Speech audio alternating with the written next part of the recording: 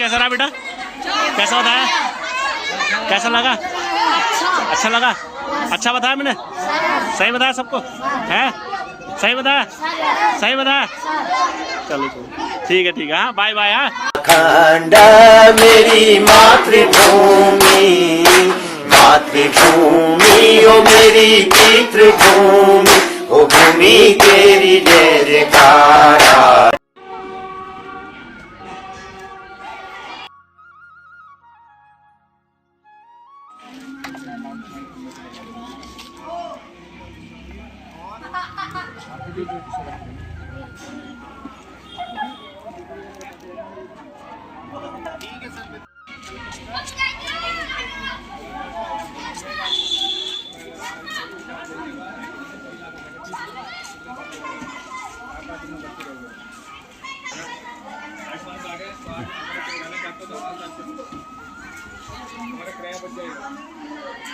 आराम आपको हॉस्पिटल में भर्ती होगा, कोई दिक्कत नहीं है।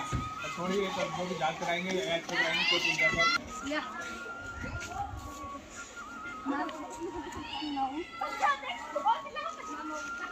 दोस्तों आप देख सकते हो HDD केयर फाउंडेशन और मेडिकल स्वास्थ्य शिविर कैंप का आयोजन किया गया है और सभी बच्चे अपने स्वास्थ्य की जांच यहाँ पर करा रहे हैं। पार करके 1 किलोमीटर एकदम जाके तो गवर्नमेंट हॉस्पिटल से 50 कदम पीछे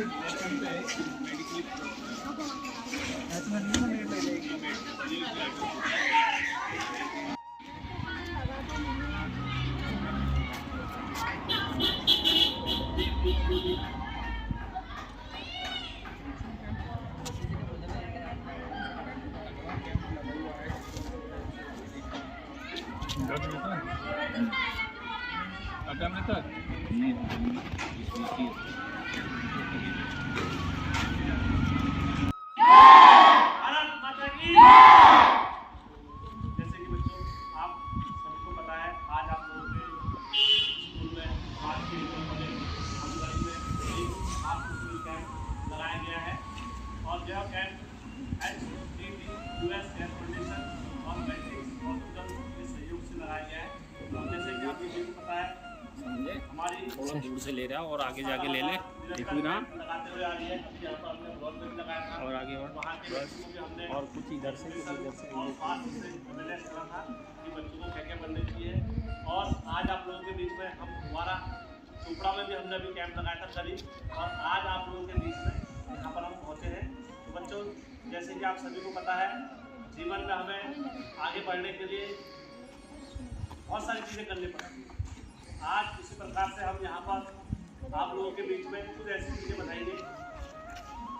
अगर हमें जीवन में कुछ करना है तो सबसे पहले क्या है, अगर हमारे सर में दर्द हो गया या हमें बुखार आ गया या हमारे में कुछ भी गोल हो गया तो हम कुछ कर पाएंगे, है ना। अगर हमारी आँखें खराब हो गई तो हम पढ़ पाएंगे, अगर हमारी टाइम खराब हो गई तो हम कुछ कर पाएंगे। तो ऐसे हमें स्वास्थ्य का, अगर हमारा पेट में दर्द, सर में दर्द, अगर कुछ भी अगर होता है तो जीवन में हम क्या हो जाएंगे, कुछ नहीं कर सकते ना। तो यही हमारे जीवन में एक हम इस स्वास्थ्य को लेकर आज जो आप लोगों के बीच में आए हैं। तो सबसे पहले मेडिक्स हॉस्पिटल से नेक्स्ट डॉक्टर साहब आए हैं, उनके लिए जोरदार ताली बजाइए। और सबसे पहले आपके लिए एक गोल्डन अपॉर्चुनिटी है कि आप लोगों के बीच में यहाँ पर डॉक्टर साहब बैठे हैं। अगर आप हॉस्पिटल में जाओगे तो आपको इनसे मिलने के लिए और इनका समय लेने के लिए अगर आपको ये 5 मिनट भी देंगे तो आपको 500 रुपये का पर्चा कटाना पड़ेगा, तब जाके आपको इनसे मिलना पड़ेगा। लेकिन आज आप ये देखिए कि आप लोगों के सामने यहाँ पर आए हुए हैं और आपको स्वास्थ्य से रिलेटेड, अपने कैरियर से रिलेटेड, आपको कोई भी दिक्कत, कोई भी परेशानी, कुछ भी आपको पूछना है तो आप डॉक्टर साहब से पूछिए। और आपको बेफिक्र होकर, जैसे हमने और स्कूलों के में जब भी हमने कैंप करे थे, वहाँ की छात्राओं ने और वहाँ के बालकों ने जो भी अपनी घर की समस्या हो गई, अपने घर के कुछ भी सारी चीज़ें डॉक्टर साहब से पूछे और डॉक्टर साहब ने वो निसंकोच होकर उनकी सारी समस्याओं का यहाँ पर निराकरण किया। मैं चाहूँगा डॉक्टर साहब के लिए और यहाँ पर आप लोगों के समक्ष जो कुछ भी बताएंगे, या तो आप अपने दिमाग में नोट कर लेना या आप क्या नाम कहते हैं घर जाके लिख लेना, लेकिन याद जरूर करना कि आपको कैसी लाइफ स्टाइल जीनी है और स्वस्थ जीवन जीने के लिए आपको क्या क्या करना है, तो डॉक्टर साहब आप लोगों को बताएंगे। ठीक है। Thank you sir. सबसे पहले मैं आप लोगों को सिर्फ एक ही बात बताऊंगा, उसके बाद मैं आगे बढ़ूंगा। टीचर की नौकरी हो गई, और मैंने आपको किसकी बताई नौकरी अभी? डॉक्टर की बताई। अब अगर हम किसी नौकरी पे हम जाएंगे तो किसकी नौकरी बढ़िया रहती है बताइए। देखो मैं किसी नौकरी ऐसे बताने वाला हूँ, उसमें किसी को भी बचाने वाला कौन रहता है? सिर्फ एक ही रहता है। बताइए कौन रहता है? मुझे कोई बता दीजिए, कोई भी बता दीजिए। वो सबका गुरु रहता है। जो तीसरा है, तीसरा जो मैं बताऊँ वो सबका गुरु रहता है। बताइए। चलो मैं बताता हूँ आपको। देखो ये आपको यहीं से आप चीजें डिसाइड करते हो ना। देखो तीसरा जो नौकरी बढ़िया रहती है ना, तीसरी जो नौकरी बढ़िया रहती है वो काहे की रहती है बताओ। तीसरे जो रहती है नौकरी वो रहती है LLB, वकील। वकील में देखो कोई भी, चाहे डॉक्टर भी फंस सकता है, कोई भी फंस सकता है। अच्छा किसी की शादी हो गई तो वो भी फंस जाता है, तो उसको छुड़ाने वाला कौन रहता है? वकील रहता है ना, है नहीं? सबको छुड़ाने वाला कौन है? वकील है। अब वकील कैसे बनोगे आप लोग? वकील के लिए आपको साइंस नहीं चाहिए, कुछ भी नहीं चाहिए। आप केवल ग्रेजुएशन करिए, आर्ट्स साइंस से करिए, किसी से भी करिए, लेकिन आप उसका LLB का कोर्स करिए। ठीक है। आपको LLB करने के लिए कोई भी LLB कॉलेज, सरकारी कॉलेज में आपको 5 साल की वो होगी, उसके बाद आप LLB बन सकते हो। ठीक है। LLB के लिए भी निकाल सकते हो आप। ये वगैरह कुछ भी पेपर आपको निकालने हैं तो आप यहाँ से निकाल सकते हो। देखो मैं आपको ये बता रहा हूँ, इसलिए बता रहा हूँ क्योंकि आप कुछ बने, और मेरा विश्वास भी है आप जरूर अगर इस चीज़ को अभी से याद करोगे तो कुछ ना कुछ बनोगे। ठीक है। यदि आप लोगों को मैं और बहुत सारी चीज़ें बता सकता हूँ आगे बढ़ने के लिए, लेकिन आप लोगों का इंटरेस्ट होगा तभी जाके, नहीं तो मैं बातें क्लोज करता हूँ तो फिर आप लोगों को मैं फ्री करता हूँ, है ना। अगर मैं बहुत सारी चीज़ें आपको बता सकता हूँ क्योंकि आपको क्या करना है लाइफ में, ग्रो कैसे होना है, क्योंकि ये मूल मंत्र होते हैं लाइफ में आगे बढ़ने के। ठीक है। ये हर चीज़ें पता नहीं रहती किसी को, तो आप चाहते हो, आप लोग चाहते हो, मैं बताओ आप लोगों को, मतलब सच से बताओ अगर सुनना चाहते हो तो। चाहते हो ना? तो ठीक है। मैं आपको तीसरा पॉइंट, ये तो 3 नौकरियां हो गई ना। 3 नौकरी मैंने आपको बता दी कैसे बन सकते हैं। ठीक है। अब आती है चौथी नौकरी। अब मैं ये आपको देखो, मैं चौथी नौकरी में जाने से पहले मैं आपको थोड़ा सा एक चीज़ और बता दूँ। देखो हम लोगों को हर हमेशा क्या बताया जाता है? डिमोनिटाइज करा जाता है बच्चों को। यार हम तो सरकारी स्कूल से पढ़े हैं, हमारा कुछ भी हो सकता है, हम तो सरकारी स्कूल से पढ़े हैं, वो तो प्राइवेट स्कूल से पढ़ा है, उसको तो अच्छी इंग्लिश कर रखी है, अच्छा ये कर रखा है, बहुत सारी चीज़ें कर रखा है। मैं आपको बता सकता हूँ जो प्राइवेट वाले सर्टिफिकेट की और आपके सर्टिफिकेट की, जहाँ पर भी आप जाओगे ना तो आपके सर्टिफिकेट की ज़्यादा वैल्यू रहेगी। क्यों रहेगी? एक ने प्राइवेट से करा है और एक ने, अभी डॉक्टर साहब ने ही बोला था ना कि प्राइवेट और इसकी सरकारी मार्कशीट को कोई नहीं काट सकता है। क्यों नहीं काट सकता है? क्योंकि वो सरकार से है ना। अगर आप प्राइवेट वाले की जाओगे तो प्राइवेट वाले के उस पर खोज होगी, इसने करा है नहीं करा है, सारी चीज़ें। लेकिन सरकार से अगर आपने करा है तो आपको कोई कहीं पर नहीं काट सकता है। क्यों नहीं काट सकता? क्योंकि आपने सरकारी से करा है। ठीक है। पहला पॉइंट, जब आपने सरकारी से करा है तो आपको जितने भी, आज ये तो आप प्राइवेट स्कूल चले, आज से पहले जितने भी स्कूल चले थे ना वो क्या चले थे पता है? वो सारे प्राइवेट सरकारी स्कूल से पढ़ के निकले सारे बच्चे। तो आज की डेट में हम सबके लिए क्या है, ये बहुत बड़ा बच्चों को डिमोनिटाइज कराया जाता है कि हम सरकारी में नहीं करा। पहले से इंग्लिश सरकारी में जो इंग्लिश होती है 6वीं के बाद होती है हमारे स्कूल में, लेकिन हमारे अब बच्चों को क्या कराया जाता है? बहुत ज़्यादा डिमोनिटाइज कराया जाता है। क्या तेरी तो इंग्लिश कमजोर है, ये सारी चीज़ें कमजोर है। आदमी सारी चीज़ें कवर कर सकता है। ठीक है। तो बच्चों जैसे कि मैंने आपको ये डिमोनिटाइज का बताया, अब मैं बताता हूँ, अगर आप बोर हो रहे हो तो मैं आपको आगे की प्रोसेस बताता हूँ। देखो ये अब क्या हो गया, मैंने 3 चीज़ें आपको 3 नौकरी बताई। अब आए थे हम बढ़िया नौकरी पर। अगर आपको ऐस की नौकरी करनी है तो आप क्या करें पता है? सबसे पहले ऐस की 24 घंटे ड्यूटी होती होगी। ठीक है। 24 घंटे ड्यूटी होती है उसकी। वो कौन होता है? इसकी 24 घंटे ड्यूटी होती है, कौन होता है? देखो अगर हम यहाँ पर, मैं कॉलेज में भी हूँ तो यहाँ पर कुछ भी चीज़ हो रहा है तो उसकी जवाबदारी किसकी होती है? किसकी होती है? मुझे एक जना बताए कोई भी। किसकी होती है बताओ, कोई भी बताओ। इस कोटाबाग के अंदर कुछ भी अगर होता है तो उसकी जिम्मेदारी किसकी होती है? किसकी होती है बताओ। देखो ये छोटी छोटी चीज़ें होती हैं, यही आपको बहुत सारी चीज़ें करती है। ठीक है। ये सारी चीज़ें आपको जाननी चाहिए। मैं बताता हूँ आपको, जो सबसे अगर यहाँ पर कोटाबाग के अंदर या जाम लगता है, यहाँ पर कुछ भी होता है या किसी भी चीज़ की होती है, तो वो जिम्मेदारी किसकी होती है पता है? किसकी होती है बताइए, कोई अगर बता सकता है तो? पुलिस की नहीं, पुलिस केवल लॉ एंड ऑर्डर देखती है, ठीक है। मैं बताता हूँ, वो प्रशासन जो होती है वो एसडीएम की होती है, एसडीएम, ठीक है। वो जो भी अगर कुछ भी होगा तो उसको एसडीएम देखेगा, उसकी जवाबदारी जिले के अंदर अगर कुछ भी होता है, अगर तुम्हारे तहसील के अंदर कुछ भी होता है तो उसकी जवाबदारी किसकी होगी? एसडीएम की होगी। अब एसडीएम बनने के लिए क्या करना पड़ेगा आपको? वहाँ से होगा। अब जैसे डीएम की नौकरी हो गई, चलो है ना, एसडीएम की हो गई। अब एसडीएम भी तो किसी को रिपोर्ट करते होंगे, एसडीएम साहब किसको रिपोर्ट करते हैं बताइए? एसडीएम साहब किसको रिपोर्ट करते हैं? एसडीएम साहब को रिपोर्ट करते हैं और डीएम साहब को करते हैं, ठीक है। वो जो अब डीएम साहब कौन है? जैसे कोटाबाग के डीएम, यहाँ के नैनीताल के जो डीएम होंगे वो नैनीताल में बैठते हैं जिला में। अब डीएम साहब किसको रिपोर्ट करेंगे? सीएम कहाँ से करेंगे? सीएम को, सीएम से पहले भी तो कोई होंगे ना, वो करेंगे कुमाऊं कमिश्नर को, ठीक है। कुमाऊं कमिश्नर जितने कुमाऊं में क्या होंगे, जितने जिले होंगे कुमाऊं में, तो उनके जितने भी जिला अधिकारी होंगे तो उनको कौन को करेंगे रिप्रेजेंट? वो किसको करेंगे? कुमाऊं कमिश्नर को करेंगे।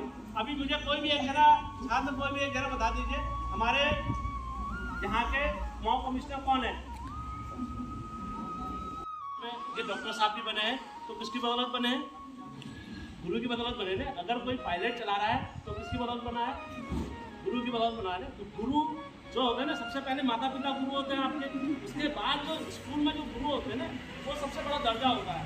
यदि गुरु जी के सामने कोई अगर 20 साल का लड़का या 25 साल का लड़का भी अगर कोई पढ़ाएगा और बाहर से कोई बुजुर्ग व्यक्ति भी आएगा ना, तो सबसे पहले गुरु को जाके क्या करेगा? गुरु जी प्रणाम करेगा ना।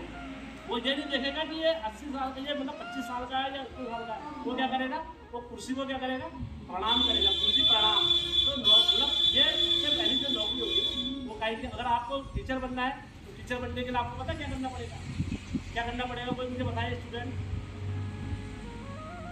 बता दीजिए मेरे को कोई। सबसे पहले आपको ग्रेजुएशन होना पड़ेगा, ग्रेजुएशन होने के बाद आपको बीएड का पेपर निकालना पड़ेगा, और बीएड का पेपर निकालने के बाद आपको फिर उसमें आपको जो पेपर आएंगे वो निकालने पड़ेंगे, ठीक है। ये आपको करना पड़ेगा, ठीक है। ये आपको गुरुजी लोग भी आपको बता सकते हैं। उसके बाद जो नौकरी होती है, पता है क्या होती है उसके बाद? उसके बाद अगर टीचर के बाद हम आते हैं तो दूसरी नौकरी कौन सी बढ़िया रहती है? देखो, पुलिस की, फौज की तो कोई भी बता देगा ना। मैं आपको ऐसी नौकरी बताऊंगा जो आप मतलब उसमें सोचने में मंथन करूंगा और बनोगे भी। काय की होती है बताओ? उसके बाद जो नौकरी होती है ना, अगर हम भगवान के बाद अगर धरती पे किसी पे विश्वास करते हैं ना, तो किस पे करते हैं? डॉक्टर पे करते हैं ना। तो अगर किसी के भी अगर तबीयत खराब हो जाएगी ना, अभी किसी की भी, तो आप किसी भी हॉस्पिटल में जाओगे, आईसीयू में रखेंगे ना, तो आपके घर वालों को भी अंदर नहीं जाने देंगे। तो आपको किसका भरोसा रहता है? डॉक्टर का रहता है ना। तो डॉक्टर करने के लिए क्या करना पड़ेगा आपको? क्या बनना पड़ेगा? कैसे बनना पड़ेगा? आप बताइए मुझे, कोई बताएगा मुझे? डॉक्टर बनने के लिए क्या करना पड़ेगा आपको? साइंस तो लेनी पड़ेगी आपको। सबसे पहले 12th करना पड़ेगा। 12th के बाद आपको सबसे पहले मैं आसान तरीका बताऊंगा, आपको फ्री वाला तरीका बताऊंगा, ठीक है। आप नीट का पेपर निकालें, और नीट में आपको क्या चाहिए? 70% से ऊपर चाहिए, ठीक है। और सबसे बाद जो SC और जो OBC जो छात्र छात्राएँ हैं उनके लिए और अच्छा वो है विकल्प। आप नीट का पेपर निकालें। नीट का पेपर निकालने के बाद आप फिर MBBS का कर लें, और MBBS भरने के बाद आपको सबसे पहले सरकार पता क्या है, अगर आप नीट का पेपर निकाल दोगे, उसके बाद अगर प्राइवेट कॉलेज से MBBS करते हो तो आपकी फीस कितनी है पता? बहुत ज़्यादा है। लेकिन आप वही अगर सरकारी से करते हो तो आपकी 1 लाख रुपये मंथली जाएगी, ठीक है। और उसके लिए भी क्या होगा पता? आपको बैंक में क्या देगा? आपको लोन देगा, 5 लाख तक आपको लोन देगा। हर महीने आपकी जो फीस भरेगा वो बैंक भरेगा, और आपका कोई इंटरेस्ट, कोई चार्ज नहीं लगेगा उसमें, पता है? आपका कोई चार्ज कुछ नहीं लगेगा आपको। सिर्फ आपको क्या करना है? वो इंटरेस्ट निकालना है। और फ्री वाले, देखो आज के समय में स्कैम भी हो रहा है स्कूलों में। कई लोग ऐसा आ जाते हैं, कई लोग ऐसे प्राइवेट संस्थाएँ आती है कि कहती है कि आप हमारे वहाँ पर आइए, आपको 25,000 रुपये देने हैं, 20,000 रुपये देने हैं। हमारी बहनें और हमारे जितने भाई लोग होते हैं वो माता पिता से क्या करते हैं? जिद करते हैं कि हमें वहाँ जाना है, हमें वहाँ जाना है, हमें उस स्कूल में जाना है। वहाँ जाके वो 3 महीने कोर्स कराते हैं आपके। उसके बाद क्या होता है पता? 3 महीने कोर्स कराने के बाद आपको क्या करेंगे? 3 महीने कोर्स कराएंगे, उसके बाद घर भेज देंगे आपको। उसके बाद कुछ नहीं होगा। लेकिन आपको क्या होगा, आप जो ये नीट का जो आसान तरीका बता रहा हूँ आपको, ये बिल्कुल आसान तरीका है, ठीक है। आपको पता था इसके नीट के बारे में? किसी छात्रा को पता था? पता था किसी को? इतना शरारती था कि पूरे कॉलेज में मेरे से ज़्यादा शरारती बच्चा नहीं था। ये भी मैं आज रियलिटी बता रहा हूँ गुरुजी के सामने। मुझे गुरुजी ने मार मार के पढ़ाया और आज मैं प्राइवेट एम्प्लॉय भी हूँ और मैं गवर्नमेंट एम्प्लॉय भी हूँ। बहुत सर हैं उसके, क्योंकि सर नहीं पढ़ाते तो मैं इस जगह नहीं हूँ। मेरे 2 भाइयों को पढ़ाया, एक इंटेलिजेंट ब्यूरो में है, एक कार्डियोलॉजिस्ट है फोर्टीज में। तो सर के हम 45 बच्चे पढ़ा हुए हैं जो इंटर में थे। 6 से सर ने मुझे पढ़ाया है इंटर का। 45 बच्चों का हमारा बैच था, 45 के 45 गवर्नमेंट। एक भी % बच्चा सर का, एक भी मेरा क्लासमेट ऐसा नहीं है जो गवर्नमेंट नहीं है। सर ने लास्ट टाइम में हमें क्वेश्चन बताना कि बेटा इस टाइप से तैयारी करनी है, हमारा पास होना। और ये नहीं कि सेकंड डिवीज़न से अच्छी परसेंटेज, उस टाइम 62% को भी बहुत अच्छा मानते थे। मैं 2010 का पास आउट हूँ सर का इंटर। और हम 3 भाई सर के पढ़ा हुए हैं, छोटे भाई नहीं हैं, 3 भाई सर के पढ़ा हुए हैं और तीनों भाई बेस्ट जगह। तो मैं सर का धन्यवाद भी करता हूँ। यहाँ पर हमें पता नहीं था ऐसा हुआ करके, लेकिन बहुत बढ़िया चीज़ हो गई कि गुरुजी यहाँ पर स्वयं मिले। जैसे कि बच्चों, एक हमारी बहन ने बताया था कि मेरे को डॉक्टर बनना है, और मैं आप लोगों को कुछ चीज़ें बताता हूँ लाइफ के लिए कि हमें क्या बनना चाहिए लाइफ में, क्या नहीं बनना चाहिए। देखो, ये एक दिमाग का बहुत बड़ा वो रहता है कि कन्फ्यूजन रहता है ये उम्र में। तो मैं कुछ चीज़ें आपका ज़्यादा समय नहीं लूँगा, केवल 10 मिनट लूँगा और 10 मिनट में आपका सारी चीज़ें क्लियर हो जाएगा लाइफ में। देखो, हमें जीवन में पे डिपेंड करता है, क्लियर। तो रसायन विज्ञान में अगर आपके पीरियोडिक टेबल नहीं आती है तो भैया उसे हाथ मत लगाओ। बायल्स लॉ, चार्ल्स लॉ, ये तो बहुत ईजी है, B बराबर तो रसायन विज्ञान का एक ही कॉन्सेप्ट है, अगर आप उसे अच्छा बनाना चाहते हैं। जीव विज्ञान का ये है कि अगर जीव विज्ञान में, वनस्पति विज्ञान में अगर आप पहले पढ़ें तो पहले वनस्पति विज्ञान की एनाटॉमी पढ़ें, सेल पढ़े। सेल किसे कहते हैं, न्यूक्लियस क्या होता है, न्यूक्लियोलस क्या होता है, माइटोकॉन्ड्रिया क्या होती है, ये सब चीज़ पढ़ें। फिर उसके बाद जाइलम क्या होता है, फ्लोएम क्या होता है, कोर कैम्बियम क्या होती है, लीफ किसे कहते हैं, पेटल्स किसे कहते हैं, फ्रूट क्या होता है। तो ये बेसिक कॉन्सेप्ट है कि आप जब भी वनस्पति विज्ञान या जंतु विज्ञान को सुने, सेल चैप्टर से पढ़े, कोशिका से पढ़े, फिर कोशिका की एनाटॉमी पढ़े, फिर फिजियोलॉजी पढ़े। क्लियर? यही कॉन्सेप्ट है। किसी बच्चे का कोई और सवाल बताओ, ठीक है। बाकी सर बहुत अच्छे से आपको पढ़ा ही रहे हैं, आप खुद से भी मेहनत कर रहे हैं। 2 घंटे अगर आप पढ़ेंगे तो सबको फ़ायदा होगा। बाकी मैंने कुछ गलत या सही कहा होगा, मुझे टीचिंग का कम एक्सपीरियंस है, लेकिन मुझे अगर आप साइंस में कुछ भी पूछोगे तो मैं बता दूंगा। लेकिन मैंने बेसिक कॉन्सेप्ट यही बताया, पानी वर्सेस 2 घंटे पढ़ाई। लोगों ने क्या लिया, फेल होने के लिए ज़्यादा मेहनत करनी पड़ती है पास होने के लिए। फेल होने के लिए क्या करना पड़ता है, माँ बाप से झूठ, बहुत ज़्यादा मेहनत, मोबाइल चलाना और ज़्यादा मेहनत, टीचर से बदतमीजी और ज़्यादा मेहनत, बीड़ी सिगरेट पीना और ज़्यादा मेहनत। पास होने के लिए तो कहीं भी बैठ के पढ़। तो फेल होने के लिए ज़्यादा मेहनत करनी पड़ती है देन पास होने के लिए। आपको बदतमीजी भी करनी है, आपको स्कूल भी नहीं आना है, आपको छुपना भी है, आपको गलत काम भी करने हैं, टीचर से भी आप इरेगुलरली आते हो, तो ये सब। तो फेल होने के लिए ज़्यादा मेहनत करनी होती है, पास होने के लिए कुछ नहीं करना पड़ता। पास होने के लिए लोग आपको सपोर्ट कर देते हैं, फेल होने के लिए आपको लोग दूर जाते हैं और आपकी बुराई। थैंक यू, ठीक है।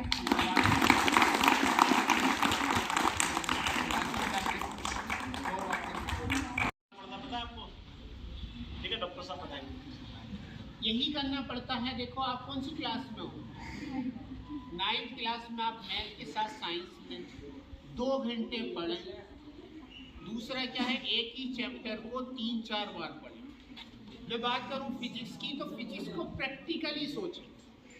फिजिक्स को अगर आपने थ्योरेटिकल सोच लिया, आप उसमें जिए। जैसे एक गाड़ी चल रही है, जैसे कि मैं फिजिक्स का एक कॉन्सेप्ट बता रहा हूँ, गाड़ी रुक कर चली, रुक रही थी मतलब u0। अब आप गाड़ी को इमेजिन करें, फिर वो कुछ दूरी चली, तो दूरी को इमेजिन करें। ऐसे क्या होता है, रेज अगर पानी में आती है तो पानी के बाद वो कितनी एंगल पे करती है, तो आपको फिजिक्स में उसे इमेजिनेशन बहुत जरूरी है फिजिक्स का। क्या ऊपर से टंकी की एच हाइट से चीज गिरी, गिरने के बाद इतनी कूदी, तो जो कूदी और गिरी उसमें डिस्टेंस को आप इमेजिन करें। अगर आप फिजिक्स को इमेजिन नहीं करेंगे, फिजिक्स के सवाल में दिक्कत आएगी। और फिजिक्स में अगर आपको दूरी और विस्थापन और वेलोसिटी वर्सेस स्पीड में अंतर नहीं पता, तो भी फिजिक्स में बहुत ज़्यादा अंतर आता है। फिजिक्स में क्या होता है कि लोग भूल जाते हैं यहाँ पे दूरी लगानी है कि विस्थापन लगानी है, तो उसमें दिक्कत आ जाती है। तो फिजिक्स को सोल्व करने का भौतिक विज्ञान को एक ही तरीका है कि फिजिक्स है कि वो डिस्टेंस, वो जो फाइनल माइनस इनिशियल पॉइंट होता है वो डिस्प्लेसमेंट होता है, तो डिस्प्लेसमेंट उसमें लगता है। तो मेरा भौतिक विज्ञान से सिर्फ एक ही कहना है कि आप उसे प्रैक्टिकली समझें। आप गेंद को गिराएं, उसको इमेजिन करें, वो पढ़ते हुए जल्दी बिल्कुल ना करें। गेंद को 3 बार गिराएं, खुद से गिराएं, खुद से सवाल बनाएं फिजिक्स का, तभी आप सोल्व करते हैं। फिजिक्स इज तो बहुत ज़्यादा ईजी, बायोलॉजी से ज़्यादा फिजिक्स ईजी, क्योंकि फिजिक्स जो है वो उठ के आती है, बायोलॉजी जो है वो बन जाती है। एक एग्जाम्पल देता हूँ, जैसे चाय बनाने जाता है आदमी, तो चाय में क्या यूज़ करता है, क्या क्लियर। तो जो फिजिक्स का कॉन्सेप्ट है वो एक ही है, थिंक प्रैक्टिकली, प्रैक्टिकल्स में। अब उसमें जो रसायन विज्ञान की बात करूँ, तो रसायन विज्ञान में एक ही चीज़ इंपॉर्टेंट है कि आपकी पीरियोडिक टेबल आती है कि नहीं आती। जैसे मेरे अभी तक ये इस तरीके से ये पेज रहा तो ईजी हो गया आपकी, कि आपको समझ सुविधाएं मिल रही है, पंखा भी मिल रहा है, सब कुछ मिल रहा है, और आपके लिए सब चीज़ रख दी गई है। इस बीच अगर फिजिक्स, केमिस्ट्री, बायो से रिलेटेड कोई भी सवाल हो 8वीं से लेकर 10 तक, मैं बता दूँगा। मुझे बायो अच्छी आती है, फिजिक्स, केमिस्ट्री सब आता है, ठीक है। कोई सवाल हो तो दुनिया का सबसे इजी काम सिर्फ एक ही है और हार्ड एक ही है, वो है सिर्फ पढ़ाई, चाहे वो किसी तरीके की भी हो। मैंने बताया इजी क्यों है, क्या कोई आदमी क्या कर रहा है, पहाड़ तोड़ रहा है और आप यहाँ बैठ के पढ़ रहे हो, तो दोनों की जब आप तुलना करोगे तो कितना इजी हो गया। कोई आदमी गोबर उठा के लेके जा रहा है, सड़क से बीन रहा है, और आप यहाँ पे बैठ के पढ़ रहे हो, कितना इजी है। क्यों सर, मैं गलत कह रहा हूँ? तो सबसे इजी और हार्ड काम सिर्फ एक ही है, वो है पढ़ाई। वो डिपेंड करता है कि आप इसे इजी लेते हो कि हार्ड लेते हो। क्लियर। अगर कोई आदमी, आप देखिए, कोई आदमी ट्रक ड्राइविंग कर रहा है और आप यहाँ बैठ के पढ़ रहे हो, उसके नीचे कोई बच्चा आपकी उम्र का चाय का बर्तन उठा रहा है, आप पढ़ रहे हो, कितना इजी है। कोई आप होटल में जाते हो, कोई आदमी क्या, कोई बच्चा क्या कर रहा है, बर्तन साफ कर रहा है और आप बैठ के पढ़ रहे हो, कितना इजी है। तो जो सबसे इजी काम यही है कि आपकी उम्र में पढ़ लो। इसीलिए अगर स्वास्थ्य से रिलेटेड सबसे इजी काम है कि आप पानी को घर में रुकने ना दें। अगर 24 घंटे से ज़्यादा अगर आप पानी को रोक रहे हैं कहीं भी, वो गंदगी करेगा ही करेगा। इसी तरीके से अगर टंकी की सफाई आपके घरों में अगर लगी हुई है, 3 महीने में अगर आप इंस्टा ना चला के 2 घंटे की सफाई कर लें, तो वो आपके लिए बेइंतहा ज़रूरी होगा। अच्छी खबर, आपके लिए कितना इजी काम है नाली साफ करना, कितना हार्ड काम है कि किसी डॉक्टर को दिखाना कि मेरा टाइफाइड हो गया, मैं दोनों की कंपेयर करता हुआ चल रहा हूँ। कितना हार्ड काम है कि मुझे मलेरिया हो गया, टाइफाइड हो गया, टीबी हो गया, HIV, एड्स, हेपेटाइटिस बी, लेकिन वजह क्या है, पानी। क्लियर। हिंदुस्तान में 75% बुखार की वजह सिर्फ इन्फेक्शन है, और उस 75% का 95% जो है वो है गंदगी, और गंदगी की मेन वजह है पानी। आप डेंगू का मच्छर कहाँ रुकता है, डेंगू का मच्छर जो है जहाँ पानी हो जाता है, पानी होने के बाद आप पूरा कचरा डाल, जो आप बात करते हो, उससे क्या होता है कि कम समय में ज़्यादा क्वेश्चन तैयार होता है। और कभी भी ऐसा ना समझे कि कोई आदमी हमारी क्लास में ऐसा होता है कि मैं ही पढ़ लूँ नहीं। अगर आप दूसरे को बताओगे तो वो आज ना सही जब 30 और 35 साल की उम्र में पूछोगे तो वो अगर एजुकेटेड होगा उससे आपका फायदा होगा। एक चैप्टर है तो उसे 3 बार पढ़ें, ये बीच में बंद भी हो जाता है ना, उसकी रीडिंग तो ऐसे कर देना, लगाएं। तभी जो रहेगा ना, पहले ऐसे पेज में है तो ऐसे फोटो जो खींचते बात रहना ऐसे, पहले ठीक है? पेज की पहली बार आप पढ़ेंगे, दूसरी बार उसे लिखेंगे, तीसरी बार इसमें क्या होता है कि इसे कहते हैं कोल नॉन एड, ये होगा तो वो आपके चैप्टर